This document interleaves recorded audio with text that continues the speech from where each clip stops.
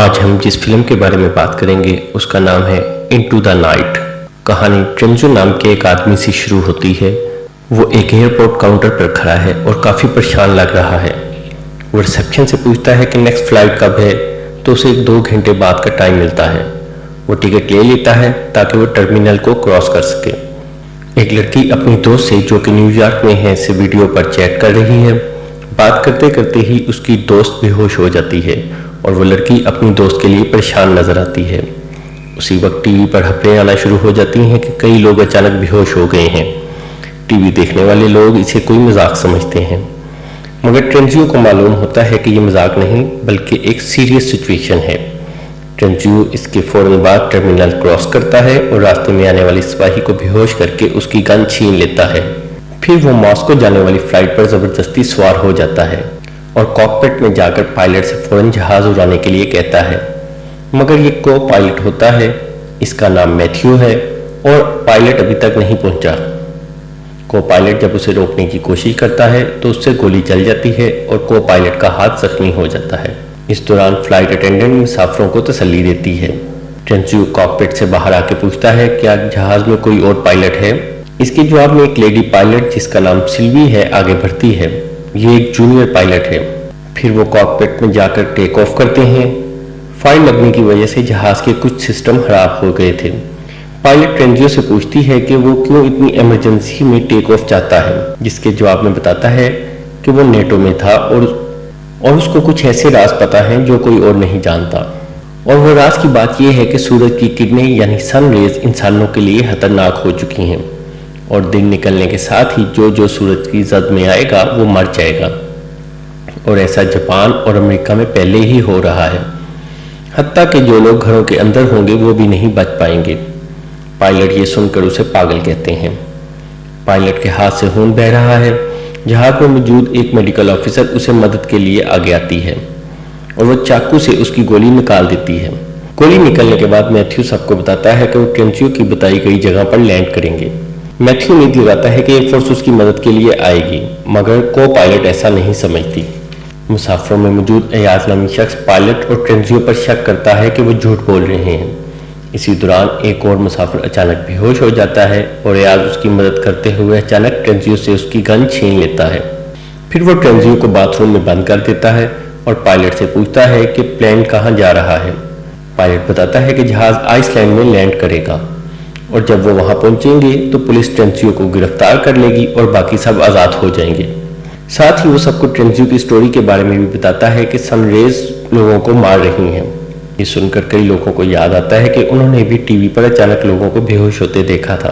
پھر pilot plane کو ice land میں لینڈ کروانے کے لیے لے کر جاتا ہے، مگر وہ دیکھتا ہے کہ رن وے پر بہت سارے پلین تباہ ہوئے پڑے ہیں اور اس وجہ سے پلین لینڈ نہیں کر سکتا۔ یہ دیکھنے کے بعد انہیں لگتا ہے کہ ٹرنزیو شاید سچ بول رہا تھا۔ پھر وہ اسکاٹ لینڈ میں لینڈنگ کے بارے میں سوچتے ہیں، مگر اس سے پہلے وہ ٹرنزیو کو آزاد کرتے ہیں اور اسے کہتے ہیں کہ وہ سب کو بتائے کہ سورج کی ریز کیسے لوگوں کو مار رہی ہیں۔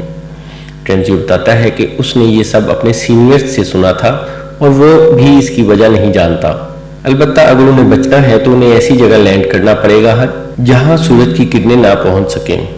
چنانچہ پلین اسکاٹ لینڈ پہنچتا ہے اور وہاں ایمرجنسی لینڈنگ کی جاتی ہے۔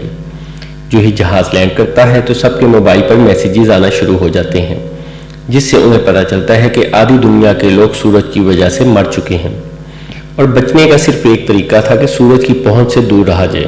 اس کے لیے وہ جہاز میں فیول بھرتے ہیں اور تمام ضروری چیزیں ساتھ لیتے ہیں۔ جہاز کے اڑنے سے پہلے ایک آدمی ان کے ساتھ نہیں جانا چاہتا، چنانچہ وہ جہاز سے اتر جاتا ہے۔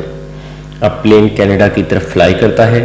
جہاز میں ہی انہیں انٹرنیٹ دوبارہ مل جاتا ہے اور سب کو اپنے پیاروں کے آخری میسیج ملتے ہیں، کیونکہ سورج کی وجہ سے وہ سب مر گئے ہیں۔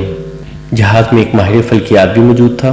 وہ سب کو بتاتا ہے کہ اس کے خیال میں ہر 11 سال بعد سورج کی پولیرٹی بدل جاتی ہے اور اس دفعہ 11 سال بعد سورج کی پولیرٹی میں حیرت انگیز تبدیلی آئی ہے۔ وہاں سورج کی ریز گاما ریز کی بلاسٹ کر رہی ہیں، جس کی وجہ سے لوگ مر رہے ہیں۔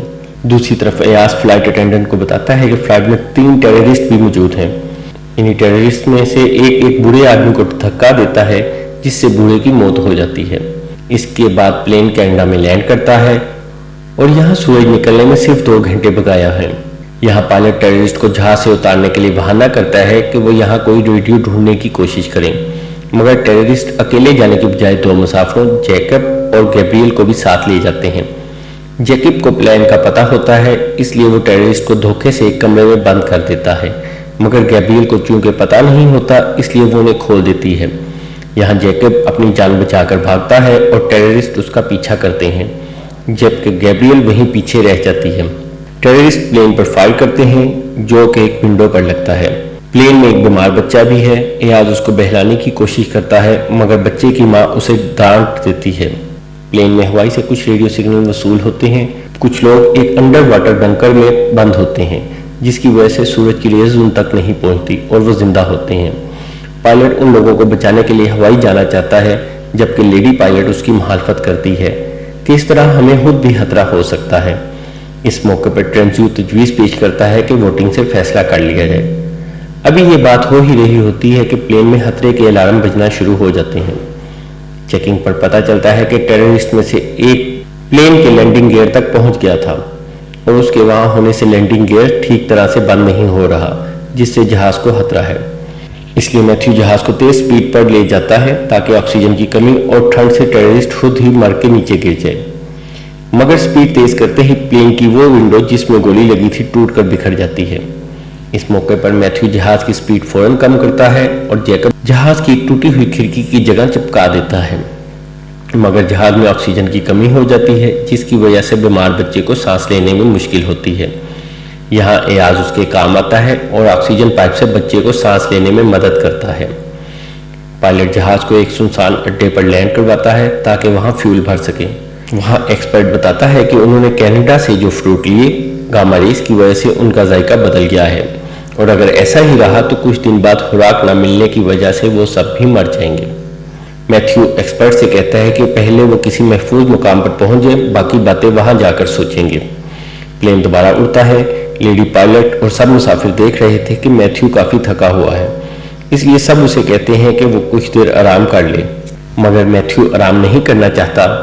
इस दौरान वो सब फैसला करते हैं कि उन्हें नेटो हेडक्वार्टर जाना चाहिए, क्योंकि ये सब वहां से शुरू हुआ था। मैथ्यू आराम ना मिलने और हाथ की जख्म की वजह से बेहोश हो जाता है। लेडी पायलट सिल्वी परेशान होती है कि वो अकेले जहाज कैसे उड़ाएगी, मगर सबके कहने पर वो ये जिम्मेदारी उठाती है और बड़ी मुश्किल से जहाज को लैंड करवाने में कामयाब हो जाती है, मगर तमाम मुसाफिर महफूज रहते हैं। यहाँ सब मुसाफिर 3 ग्रुप में तकसीम हो जाते हैं। पहले ग्रुप ने फ्यूल और सामान फिल करना था, दूसरे ग्रुप ने कैप्टन मैथ्यू को हॉस्पिटल ले जाकर उसके हाथ का ऑपरेशन करना था, जबकि एयाज और ट्रेंजू ने नेटो हेडक्वार्टर जाकर मामलात का पता चलाना था। पहले 2 ग्रुप तो अपना काम ठीक करते हैं, यानी मैथ्यू का इलाज और सामान इकट्ठा करना, मगर तीसरा ग्रुप जब नेटो ऑफिस पहुंचता है तो वहां एयाज और ट्रेंजू की लड़ाई हो जाती है, मगर एक्सपर्ट कुछ रिकॉर्डिंग निकालने में कामयाब हो जाता है, जिससे उसे एक डैम के नीचे बने बंकर का पता चलता है जिसका नाम स्टार 17 है और ये एक महफूज जगह है। सब लोग प्लेन में वापस आते हैं और एक्सपर्ट सबको स्टार 17 के बारे में बताता है। जहाज टेक ऑफ करने लगता है तो इसी दौरान वहां एयाज भी होम में लगभग पहुंच जाता है। यहाँ सिल्वी सबको बताती है कि अगर स्टार 17 पहुंचे तो सिर्फ 20 मिनट बकाया बचेंगे और जहाज में इतना फ्यूल भी ना होगा कि वो दोबारा उड़ सकें। जहाज जो ही लैंड होता है तो सब 2 ग्रुप में तकसीम होकर स्टार 17 की तरफ जाते हैं। एक गाड़ी को सिल्वी ड्राइव करती है जो कि बंकर तक पहुंच जाती है, जबकि दूसरी गाड़ी एयाज ड्राइव कर रहा है। एयाज होम निकलने से अपना होश खो देता है और गाड़ी का एक्सीडेंट हो जाता है। सिल्वी की गाड़ी जब अंदर पहुंच जाती है तो बंकर का दरवाजा बंद हो जाता है। उसे खुला रखने के लिए गेट का बटन दबाना पड़ता है। इसके लिए ट्रेंजियो के हाथ वहां बांध दिए जाते हैं कि जब सब लोग अंदर आएंगे तो उसे खोल दिया जाएगा, जबकि एयाज अपने साथियों के साथ दूसरे गेट से अंदर आ जाता है। वहां उन्हें फौजी मिलते हैं जो उन्हें बताते हैं कि अब वो महफूज हैं, मगर सिर्फ ट्रेंजियो ही बाहर रह जाता है और वो सूरज को निकलते देखता है और अपने गुनाहों की माफी मांगता है।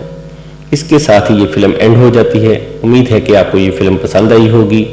मजीद मजेदार फिल्मों के लिए सब्सक्राइब करें।